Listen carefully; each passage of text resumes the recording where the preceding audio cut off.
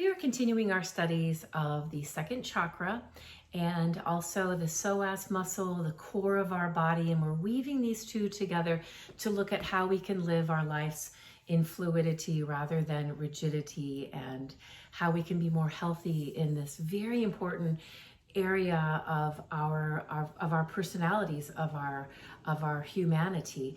So last week we talked about the power of choice, and this week we're going to talk about the second chakra as a power of how we show up in relationship. Since the second chakra is about individuation, then we look at how am I in relationship with every single person in our lives.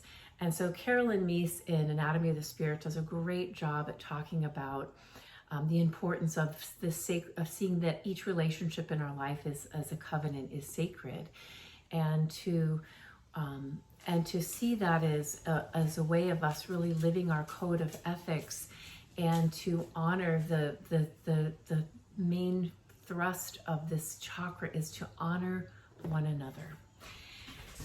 And so I've given you some homework for this week, which I personally think is some homework we should do at least once a year.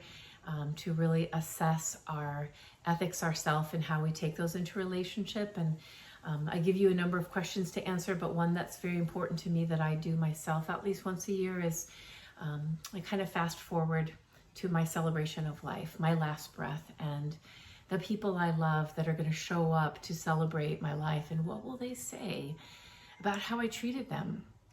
And I know for myself, I hope that every person who is there will say, she loved me well. I felt seen by her. I felt heard by her. I felt loved by her. And in order for me to live that, I have to show up today and treat people in that way that they will feel loved and seen by me. And so this is a time for us to really look at different relationships, our partners, our children, our parents, our friends, strangers. How do you treat someone at the grocery store? When you go out to dinner and someone is waiting on you, do you treat them with respect the same way you would treat your mother? This is like when we get married, we take these vows of how I'm going to treat you and how I'm going to share my life with you. And so I think it's important for us to really assess, how do I want to share my life with not just my partner, but every single person that I'm blessed to have in my life, including the challenging people. The challenging people also give us that opportunity to say, no, how do I want to show up when you are not being kind to me, or when you're being a certain way? Like, I still have this choice in how I want to behave. Do I come down to your level, or do I remain at the standard that I want to live my life with?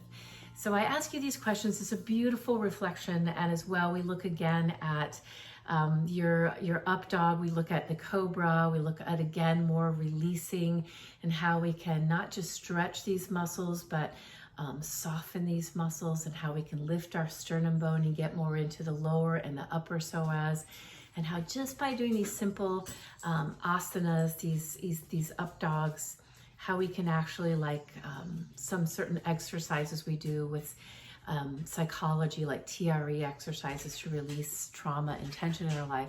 Yoga can be that for us if we use it correctly. So join me for conference.